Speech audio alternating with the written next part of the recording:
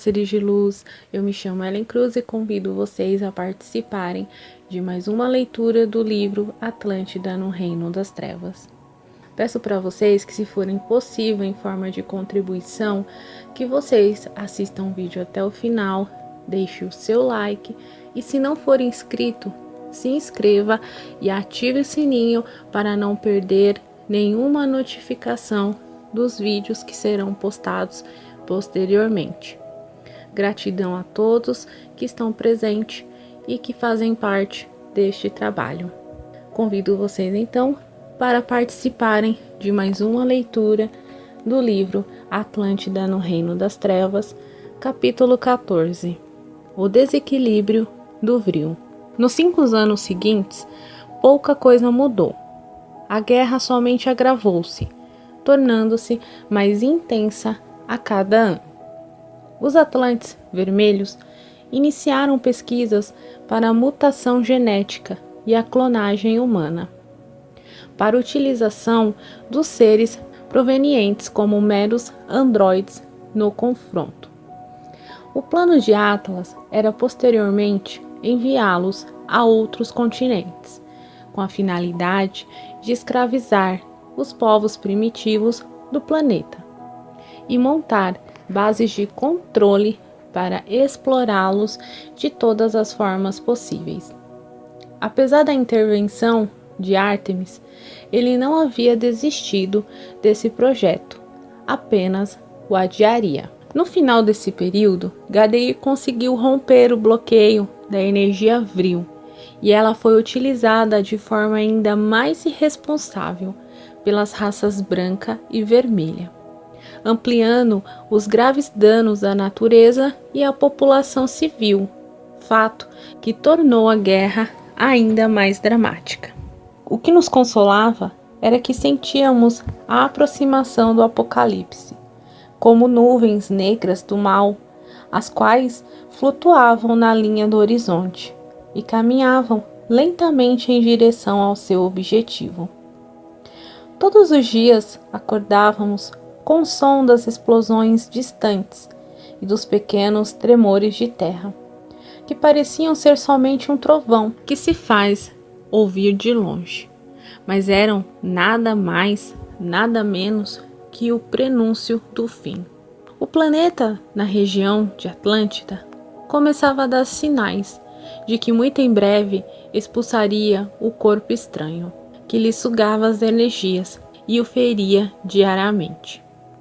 Assim, as duas raças que viviam na grande ilha e que por séculos se respeitaram e se amaram, terminariam seus dias como inimigos por causa da discriminação racial.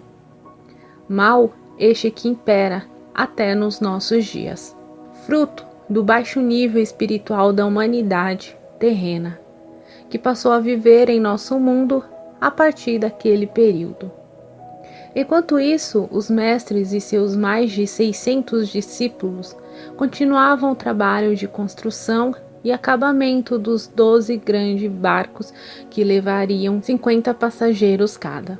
Os jovens trabalhavam com vigor, mas os mestres já estavam sentindo o peso da idade.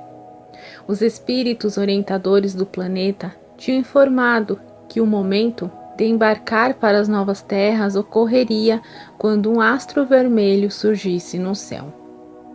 3 meses antes da catástrofe, foi possível enxergar o surgimento do ponto escarlate na abobada celeste.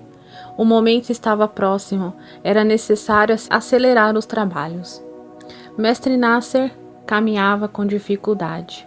A vida na selva, sem os recursos e o conforto da colônia de Kandur, havia desgastado seu organismo em avançada idade.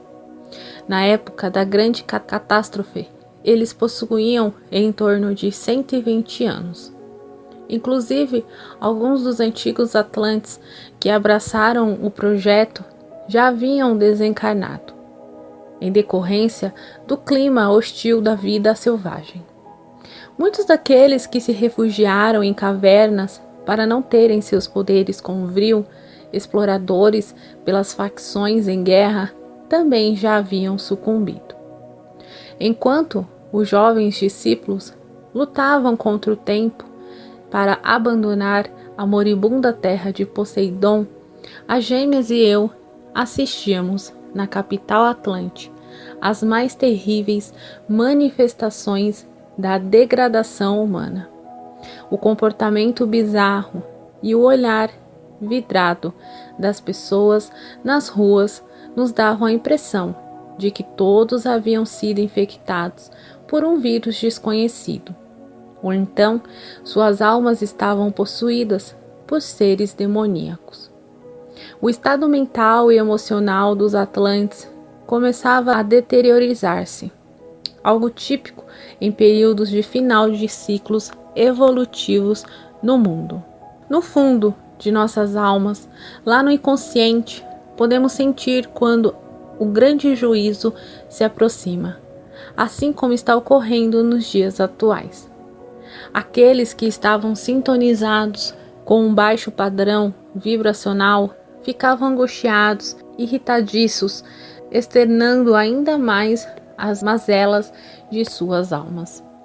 Assim os dias se passavam, até que em certa manhã, enquanto eu dormia, fui despertado pelo roçar dos longos cabelos de sol em meu rosto. Ela sempre fazia isso quando queria me acordar pela manhã, mas daquela vez não fez para acordar-me com um lindo sorriso no rosto. Ela estava soluçando e com a face coberta de lágrimas. Eu me sobressaltei e perguntei a ela, abraçando-a: "O que foi, meu amor? Por que você chora?" A sempre alegre loira me abraçou forte e disse com voz reticente: "Acabou o equilíbrio com o vril. Nossa força conjunta está maior do que as dos vermelhos. O fim está próximo." Eu então pulei da cama, assustado, enquanto Lua despertava, e corri nu até a sacada. Concentrei-me no quinto elemento e constatei que a cativante sol estava com razão. O que teria acontecido? Era um desequilíbrio grande demais para ter ocorrido em decorrência da morte de um único sacerdote vermelho? Aquela estranha predisposição no vril na atmosfera significava muitas baixas, a não ser que o sacerdote atingido fosse Atlas, pois ele concentrava grande parte da força conjunta dos Atlantes orientais. Vestimos-nos rapidamente e saímos em busca de informações. Ao cruzarmos pelo mezanino do grande salão central, vimos lá embaixo o corpo alto, esguio e curvado de GDI, junto aos demais sacerdotes, comemorando o golpe mortal que haviam executado em Atlas. Assim como ele fizera no passado, agora Gadeiro tinha atingido a distância com o vril, realizando o que poderíamos chamar de manipulação mágica do quinto elemento. Foi possível escutar os comentários dele e de Galeato, afirmando que o quadro de Atlas era irreversível, mesmo com o poder curativo do vril e das pirâmides. Eu fiz sinal para as gêmeas e contornamos por outro caminho. Se Atlas estava entre a vida e a morte, esse não era um bom momento para cruzarmos com GDI. Avistamos Arnak e Rio para afastarem-se imediatamente da região e tomamos uma decisão surpreendente. Embarcamos em uma nave com destino ao Palácio de Atlas, no outro extremo do continente. Não sabia como seríamos recebidos, mas eu sentia que precisava estar ao lado do gigante vermelho naquele momento extremo de sua vida. As gêmeas concordaram e partimos com os nossos corações apreensivos. Talvez pudéssemos ajudar de alguma forma, se bem que eu não acreditava nisso. Tudo parecia estar acontecendo conforme os sonhos que quase todas as noites insistiam em me revelar o futuro de Atlântida. Naquela mesma noite, pouco antes de Sol me acordar, eu havia sonhado que imensas ondas com mais de 40 metros de altura chocavam-se contra o cume da grande pirâmide de Poseidones, que apresentava uma enorme rachadura em toda a sua extensão.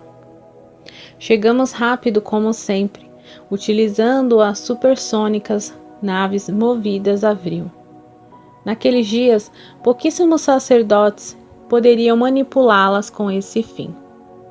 O poder de manuseio sobre o vril, mesmo com a quebra do bloqueio efetuado pelos mestres da época de ouro, tornava-se cada vez mais exclusividade dos mais poderosos sacerdotes. Fazia muito tempo que eu não visitava o palácio de Atlas, desde antes da morte de Evelyn. Quando fui até lá, a mandato de Gadeir, para sondar as intenções do Guerreiro Vermelho, porém, pouca coisa havia mudado. Talvez somente a segurança, que agora parecia ser mais reforçada. Mesmo assim, conseguimos entrar no palácio com relativa facilidade. A terrível tragédia que se abaterá sobre o líder da raça vermelha havia atordoado todo mundo. Muitos soldados estavam ajoelhados à porta dos aposentos de Atlas, com os rostos cobertos de lágrimas, enquanto outros haviam fugido para as matas, com medo de um ataque sem precedentes por parte dos sacerdotes e do exército branco. Quando chegamos à entrada do suntuoso quarto de Atlas, realmente digno de um rei, tivemos que pedir às pessoas que estavam ajoelhadas para que se afastassem. Elas atenderam o nosso pedido e acompanharam nossos movimentos com olhares assustados, desviando de uma e outra pessoa, apoiando-nos em seus ombros. Finalmente, transpusemos o limiar da porta. Naquele instante, todos os sacerdotes fiéis a Atlas se viraram para nós três e nos observaram com olhares incrédulos. Era muita ousadia de nossa parte invadir o local de repouso do rei ferido. Mestor deu 2 passos à frente e disse, demonstrando revolta: "O que vocês estão fazendo aqui? Retirem-se imediatamente. Se vocês desejam um duelo, que seja fora do local de repouso do nosso rei." Eu ergui a mão e disse-lhes com as gêmeas apoiadas em meus braços: "Calma, nobre Mestor. Estamos aqui em paz. Desejo apenas visitar meu amigo Atlas e ver no que posso ser útil." O vril guerreiro ia retrucar, indignado, mas Atlas ergueu a mão e disse, com voz abatida: "Deixe Andrei, aproxime-se." Todos ficaram em silêncio, boquiabertos com a presença insólita do inimigo aos pés do leito de morte do amado líder. Eu então ajoelhei-me ao lado da cama de Atlas e falei-lhe, enquanto segurava sua mão: "Estamos próximos do fim, meu amigo."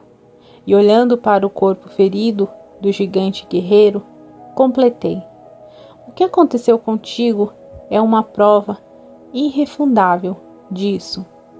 Em seguida descobri seu peito e observei na região abdominal a terrível chaga manipulada por Gadeir à distância. No futuro, muitos trabalhos de feitiçaria tentariam utilizar-se do fluido cósmico universal para realizar estragos semelhantes a esse em vítimas distantes. Raríssimos conseguiriam tal êxito. Conforme já explanei, os magos atlantes eram incomparáveis nesta arte.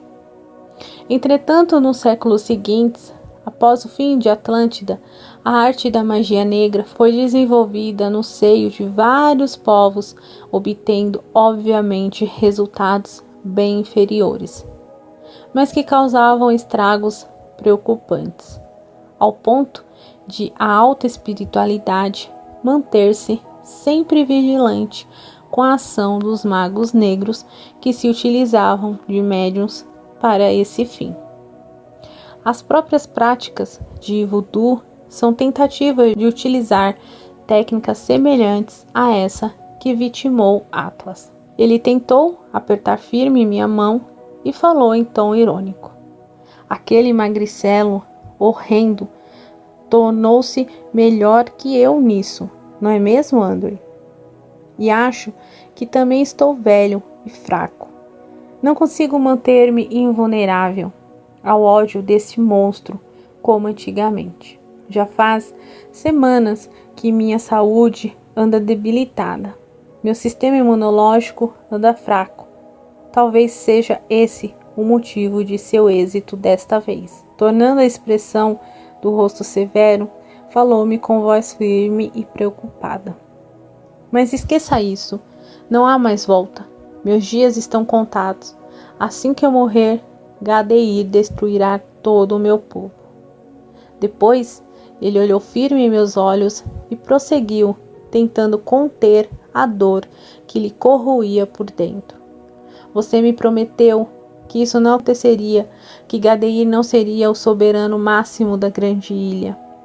Andrew, cumpra sua promessa, por tudo que há de mais sagrado. Cumpra. Eu coloquei minha mão sobre a dele e respondi: sim, isso acontecerá. Ninguém reinará sobre a terra de Poseidon. Em breve, todos nós estaremos mortos, vitimados por nossa iniquidade. Ele suspirou e disse-me sacudindo a cabeça: Andrew, não me venha novamente com essas conversas de religião. Precisamos ser práticos. Gadeir deve ser morto. Não temos tempo para esperar por intervenções divinas. Eu então fiz com que ele olhasse pela janela e indiquei um ponto vermelho no céu, que era visível tanto à noite como de dia. Veja, Atlas, aquele é o sinal da intervenção divina. Observe diariamente, nesses seus últimos momentos no mundo dos homens, e perceberá que ele se aproximará mais e mais até deflagrar o grande fim. Dentro de poucas semanas, eu sentei-me ao lado da cama e completei. Porém, não se preocupe, pois Gadeir estará morto antes de isso acontecer. Eu vi em meus sonhos e vou trabalhar pessoalmente para que isso se concretize. Ele matou Evelyn, como tenho as provas. Faço questão de ser seu algoz. Quero sentir o prazer de matá-lo com minhas próprias mãos. Atlas sorriu e falou, segurando o meu braço, como fazem os grandes amigos. Andrew, agora você está alegrando esse pobre homem que apenas pede um último desejo, antes de descer à laje fria da morte. Eu sorri para ele e retruquei. Não seja tão dramático. Em breve encontrar-nos no mundo maior, e lá teremos outra peleia para enfrentar. Gadeir fez pactos com os dragões das trevas durante todos esses anos, para vencê-lo. Esses seres inferiores vão querer dominar-nos, e isso eu jamais permitirei. Ele concordou comigo e falou com os olhos úmidos. Mate Gadeir, meu irmão, que irei até o inferno na outra vida para defendê-lo de qualquer coisa. Feito, respondi a ele. Naquele instante, a esposa de Atlas, Pleione, entrou no quarto com sua filha caçula, chamada Alcione. A menina era doce e angelical. Já sua mãe, uma matrona arrogante e desagradável. Era fácil perceber que a prerrogativa de ser esposa do rei havia lhe subido à cabeça. As gêmeas ficaram hipnotizadas, admirando a beleza daquela menina contemplativa. Alcione tinha um semblante majestoso e, ao mesmo tempo, humilde. O carinho com que tratava todos era algo cativante.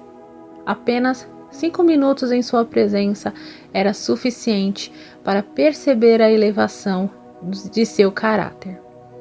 Enquanto Pleione perguntava ao marido, nervosa, sobre nossa presença tão próxima, Lua e Sol foram conversar com Alcione de forma amistosa e cordial, desprezando os gritos nervosos da esposa do rei.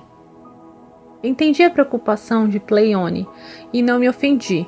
A guerra havia afastado nossas raças. Portanto, ela entrar em seu quarto e ver um homem loiro vestido de roupas e capas pretas, debruçado sobre seu marido, era algo realmente assustador. Atlas logo a tranquilizou e pediu para que ele se afastasse. Ele desejava confidenciar-me algo que considerava muito especial e importante. Pleione retirou-se desconfiada e o grande guerreiro disse-me, olhando para a filha, que esboçava um sorriso simpático ao conversar com as lindas gêmeas. Andrei, ouça-me. Alcione, minha menina, é muito especial. Não quero que ela sofra nas mãos de Gadeir. Tenho medo do que esse monstro possa fazer com minha família. Após eu realizar a grande viagem para a terra dos imortais, temo por todos, mas minha intuição me diz que você poderá ajudar apenas a minha caçulinha. Eu meditei sobre as palavras de Atlas, impressionado com a sua altíssima percepção intuitiva, e lhe respondi: Ártemis e meus pais encontram-se neste instante construindo navios para enviar 600 discípulos para o mundo primevo da Terra. Mas isso ninguém pode saber. Ele fez um gesto com a cabeça, como o homem honrado que era, e prometeu: Você tem a minha promessa de que levarei essa informação para o túmulo. Eu fiz um sinal de que confiava em suas palavras e prossegui. Logo que Alcione entrou, percebi que ela estava na frequência da luz e pode migrar para o mundo primevo. Precisamos evitar que Atlantes com alma negra como nós se utilizem de seu poder e conhecimento para escravizar as raças do mundo primevo. E mirando firme em seus olhos, disse-lhe apertando sua mão: Todos nós devemos morrer na terra de Poseidon. Por isso, nada revele aos seus sacerdotes. Caso contrário, eles poderão fugir da grande ilha e comprometer os planos do espírito criador no mundo da terceira dimensão. A força inversa do Vril não pode ser levada ao mundo primevo. Ele demonstrou compreender e disse-me: Leve apenas Alcione, e eu te prometo que ninguém saberá de nada. Eu sei que ela é um espírito amorável e tem uma missão sagrada neste mundo. Minha menina é muito jovem para morrer. Ela é um grande potencial que deve ser preservado para enriquecer os planos do Espírito Criador em nossas terras. E olhando para a filha, que parecia irradiar luz de seu peito moreno, vestindo apenas uma túnica branca de seda, prosseguiu: Ela gosta de estudar as estrelas. Esses dias falou-me dessa mesma tragédia que você insistiu em me contar. Alcione disse-me que viu na abobada celeste que estamos nos distanciando da estrela central de nosso céu, e que isso significava um período de escuridão, trevas para toda a humanidade da Terra. Mas os anjos lhe disseram que nós aproximaríamos novamente dela no futuro, reiniciando a Era da Luz, na qual viveram os Atlantes da Época de Ouro. Ele ficou com o nó na garganta e concluiu, procurando segurar as lágrimas: Minha doce criança já havia me falado sobre isso em diversas ocasiões, mas só agora pude compreender suas palavras. Talvez seja a iminência da morte que abriu meus olhos para as questões transcendentais.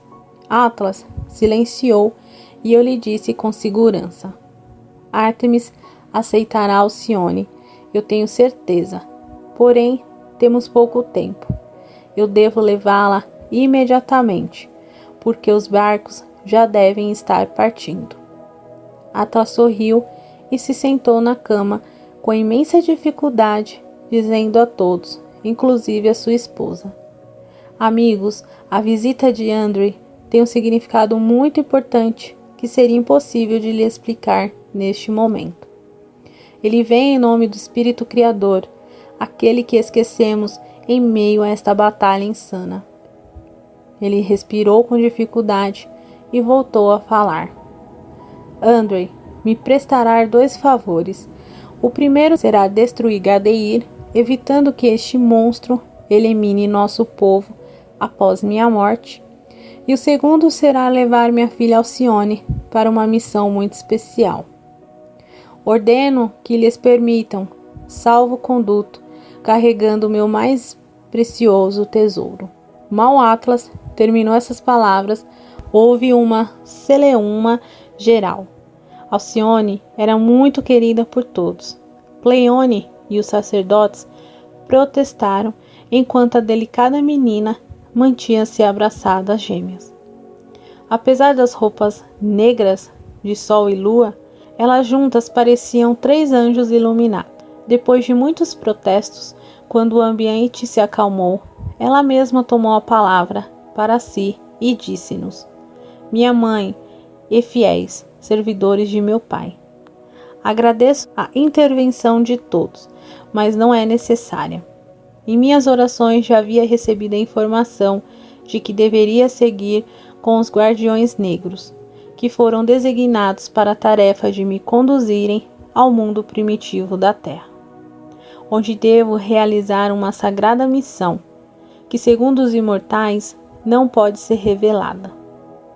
Peço que todos de coração que acatem esse último pedido do meu pai. Atlas fechou os olhos, emocionado com a maturidade e consciência da filha, e sentenciou: que assim seja, cumpra a ordem de seu rei. Eu então ergui-me, olhei firme para Atlas e beijei sua fronte. Por fim falei: em breve ver-nos no outro plano, querido irmão. Ele fez um sinal afirmativo com o rosto pálido e saímos lentamente, conduzindo Alcione. Os sacerdotes vermelhos nos observavam com um olhar firme e surpreso. Talvez nunca tivéssemos chegado tão próximo uns dos outros em todos aqueles anos. Ao sairmos, podíamos sentir suas respirações e observar seus profundos olhos negros. Eles também estavam impressionados em ver-nos de tão perto, admirados com o brilho de nossos olhos azuis, o tom claro da pele e os cabelos mais dourados que o trigo do campo. Os últimos 2 pelos quais passamos foram Mestor e Nereu. Eles mantiveram o senho fechado, mas fizeram um sinal afirmativo com a cabeça, em respeito à decisão de seu líder máximo. Quando cruzamos por eles, disse-lhes: mantenham-se alertas. Assim que aqueles urubus perceberem que Atlas partiu para o mundo do espírito, virão com força máxima para destruir os sacerdotes da raça vermelha. Nereu pareceu satisfeito com minha preocupação e respondeu com a voz confiante: que venham, lutaremos até a morte. Eu então coloquei a mão em seu ombro e disse-lhe: sei disso. Lute com honra e bravura, meu irmão. Quem sabe, na outra vida, lutaremos novamente, porém do mesmo lado. Ele pareceu impressionado com aquelas minhas palavras, mas nada disse. Apenas expressou significativo olhar. Eu dei 2 passos mais e me virei novamente para lhe dizer: me perdoe, Arnak. Todos nós cometemos erros nesta vida. Ele fez um gesto de contrariedade. Eu sabia que seria inútil convencê-lo naquele momento. Então, rapidamente, descemos as escadarias com as nossas capas pretas por fora e escarlate por dentro, esvoaçando ao vento.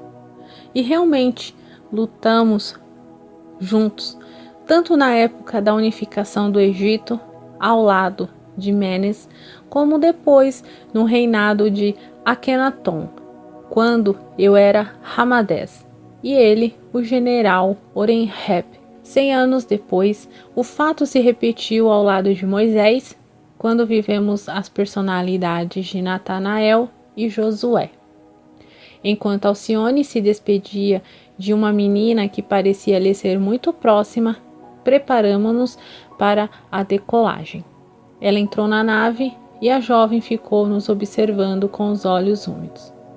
Lua colocou a mão em meu ombro e disse-me: meu amor, espere, leve outra menina também. Não nos custa nada. Eu virei para minha adorada morena e disse-lhe: Lua, nós não podemos abusar. Ártemis talvez não autorize 2 embarques imprevistos. Alcione seguinte disse-nos com sua voz suave e serena, impregnada de elevada autoridade: é minha irmã, ela se chama Selena. Sol tocou em meu braço com delicadeza e falou: venha, Selena. Andrei, não se preocupe, Ártemis autorizará. Consigo ver a luz na áurea desta menina, assim como na de Alcione. Não discuti, até porque parecia que Alcione é quem dava as ordens ali. Ela não pediu, mas senti que era sua vontade. Portanto, resolvi conceder sem nada dizer. Apenas de não termos pedido autorização a Atlas para levar outra de suas filhas. Permiti seu embarque com um discreto gesto de cabeça. Eu havia notado que alguns de seus homens suspeitavam que nós faríamos algum mal a Alcione, mas não tínhamos tempo para discutir. Partimos rapidamente com as 2 em direção ao litoral. As gêmeas estabeleceram contato telepático com Ártemis e obtiveram a localização exata de onde encontrá-los. 10 embarcações já haviam partido nos últimos dias. Só faltavam 2, que seguiriam viagem dentro de poucas horas. Naquele período, a única forma de comunicação à distância passou a ser telepatia. Os telefones móveis, tão utilizados na época de ouro, necessitavam de grandes concentrações de vril na atmosfera. Era por meio do 5º elemento que se estabeleciam as frequências de comunicação. E como ela estava rarefeito, tornou as redes de comunicação inativas, assim como acontecia com as naves que não decolavam mais do solo fazia décadas, salvo raras exceções, como em nossos casos, em que poderosos sacerdotes do vril manipulavam-nas manualmente. Ártemis e Cristi nos receberam carinhosamente, enquanto Nasser e Átonis prosseguiam empenhados no trabalho dos preparativos para os últimos embarques. Cristi então aproximou-se de mim e me abraçou, dizendo: saudades de você, meu filho. Eu retribuí o abraço, mas não permiti que ela se deixasse levar pelos sentimentos. Vamos, Cristi, temos muito trabalho a fazer. O embarque deve ser rápido. Eu apontei para o céu, em direção aos asteroides que se aproximava. Rapidamente completei. Eles precisam partir logo, para que a embarcação se afaste a tempo de não ser tragada para o fundo do mar, com a grande ilha. Ela concordou com um gesto delicado e foi continuar suas tarefas com os olhos úmidos. Senti-me mal por desprezar seu amor, mas eu vivia em outro mundo em que essas demonstrações exteriores de carinho deveriam ficar cada vez mais distantes. Já as gêmeas não se importavam em demonstrar a afeição que cultivavam em seus corações. Por várias vezes vi-as roubando beijos carinhosos de Ártemis e Cristi. Elas conciliavam muito bem as trevas com a luz, mas minha psique perturbada não conseguia agir da mesma forma. Tentando escapar dessa tormenta de sentimentos, fui apressar as jovens a recolherem os mantimentos que deveriam levar na viagem. Eles me olhavam com reservas por causa de minha capa branca, porém me respeitavam pelo imenso afeto que tinham pelos mestres. Na hora do embarque, insistiram para que os mestres partissem com eles. Nasser então respondeu: meus filhos, aqui termina a nossa tarefa e inicia-se a de vocês. Estamos velhos e devemos seguir para a pátria maior, mas mantenham o coração em paz, porque estaremos sempre ligados a vocês, em espírito, trabalhando para o bom êxito dessa missão. Os jovens abraçaram Cristi e Ártemis. Emocionados, eles a chamavam de as grandes mães, assim como nós, e elas adoravam tal alcunha. Foi difícil convencê-los a partir sem os mestres. Não queriam abandoná-los ali, sem amparo na velhice. Átanis percebeu a aflição dos jovens, colocou a mão sobre meu ombro e disse-lhes, causando-me admiração: não se preocupe conosco, André, levar-nos à capital, para que possamos morrer na cidade que foi nosso lar por tantos anos. Queremos estar lá para presenciarmos o fim daquela maravilhosa metrópole de outrora que ajudamos a construir. Os jovens concordaram um pouco, mas tranquilos com o meu amparo, e finalmente partiram. Naquela última embarcação estava Ravenna, Alcione e sua irmã Selena. Ravenna fez um sinal para mim, cumprimentando-me à distância, com lágrimas de gratidão nos olhos. Seu destino estava sendo cumprido. Ela viverá ainda por longos anos e teriam muitos filhos dignos e honrados, que seriam príncipes em suas comunidades.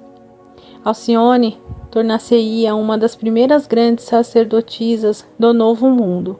Junto aos gregos primitivos, ela estaria mais profundamente o céu e a influência dos astros sobre a vida humana, tornando-se uma sábia filósofa que conduziria moralmente seu povo como verdadeira sabedoria pelo caminho da luz. Ela também herdará parte do extraordinário poder convívio de seu pai, assim como previa Gadeir. Entretanto, jamais o utilizou em sua forma inversa, somente para curar e auxiliar no progresso dos gregos primitivos. Alcione foi uma sacerdotisa casta durante sua vida inteira. Não teve filhos, assim como Selene, sua irmã, terminando ali a fantástica linhagem de Atlas, o guerreiro gigante que se tornaria um deus da mitologia grega. Depois da morte de Alcione, batizariam a estrela central de nossa galáxia com seu nome. Aquela mesma que descobrirá ainda quando vivia ao lado de seu pai, e previrá que a humanidade encontraria em um período de 12.000 anos de trevas por estar em um movimento de afastamento de nosso sistema solar, deixando de nos banhar com a ação benéfica de seu cinturão de fótons. Se sabemos que nossa psique é influenciada pelas faces lunares, imaginem o quanto sofremos com relação à disposição da irradiação de uma estrela de magnitude de Alcione, conforme já explicado no capítulo introdutório deste livro. Aos poucos, os dois últimos navios foram sumindo após as ondas do mar em direção ao horizonte. De longe, abraçados, víamos os acenandos e as irradiações de amor que eles diriam a seus mestres em um misto de cores belíssimas. Cristi, com os olhos úmidos de emoção, disse: cumprimos com admirável êxito nossa tarefa. Escolhemos bem os meninos. Eles serão focos de luz no novo mundo e trarão um grande impulso para as civilizações que ajudarão a formar na terra primitiva.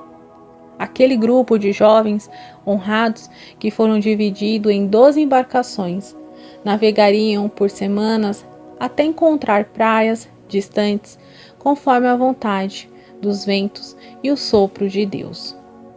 Alguns apontarão no Vale do Nilo, outros nas Américas. Alguns rapidamente chegarão ao Mediterrâneo e às regiões próximas. Eles logo foram bem recebidos por causa de sua simpatia, luz interior e com o passar do tempo, em razão dos avanços que trariam a essas civilizações primitivas. Eram vistos como os deuses que abandonaram seu mundo distante para viver entre os mortais. Atlântida já não existia mais e seus raros herdeiros desceriam definitivamente à vibração da esfera da Terra, da esfera primeva da Terra. Do acasalamento entre duas espécies nasceriam do ventre das gestantes crianças férteis que dariam origem a uma nova linhagem, os chamados filhos dos deuses. Eles aperfeiçoariam os povos primitivos em todos os aspectos, promovendo o avanço dessas civilizações. A partir de então, o mundo primevo da Terra deixou de ser designado como tal, tornando-se a única e definitiva plataforma de aporte de espíritos para evoluírem no cenário da vida humana terrena. A era da mítica Atlântida havia sido encerrada de forma melancólica. Ártemis passou a mão pelos cabelos de Criste e disse-lhe: minha querida irmã, cumprimos nossa tarefa. Basta agora aguardarmos a vontade divina e seguirmos nosso destino rumo à nova etapa evolutiva em que nossos irmãos atlantes já vivem. Elas se referiam aos atlantes da época de ouro, que haviam ascendido a uma esfera superior e não mais encarnariam na Terra. Prerrogativa que também cabia a todos os mestres, ainda mais depois de todos os esforços que realizaram em Atlântida em nome do Grande Espírito. Átonis, então, disse com um brilho nos olhos: não, minha missão ainda não terminou. Eu ficarei na Terra e ajudarei os capelinos a evoluir. Pedirei ao Grande Espírito para seguir trabalhando no mundo por amor aos nossos irmãos, que aqui em Atlântida iniciaram seu ciclo de encarnações na Terra, e também por aqueles que já vivem no precário mundo primitivo deste planeta. Os mestres se olharam em silêncio. Átonis mantinha um semblante sereno, iluminado por uma radiosa energia dourada, tão bela quanto o sol. Ele estava com a razão. Os mestres estavam muito engajados na evolução dos capelinos para abandonar a Terra. O mal que praticávamos não lhes causava revolta, mas sim compaixão.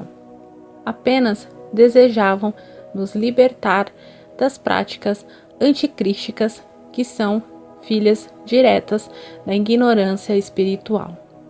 E foi assim que eles ficaram ao lado dos agentes do Cristo na Terra. Trabalharam tanto no planeta espiritual como no material por longos séculos.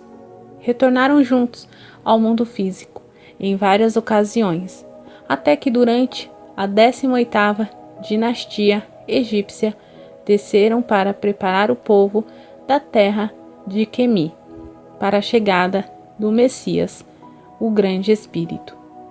Ártemis recarnaria como Ramoses, o sumo sacerdote do templo de Osíris. Nasser chegou ao mundo como sumo sacerdote de Heliópolis, Merihá.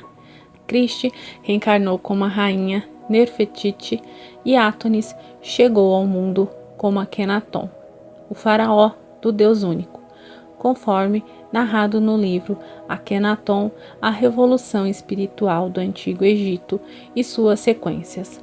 Moisés, o libertador de Israel, e Moisés em busca da terra prometida. Gratidão a todos que acompanharam a mais uma leitura. Espero por vocês no próximo capítulo. Gratidão e que a luz do Divino Criador estejam com todos. Que assim seja.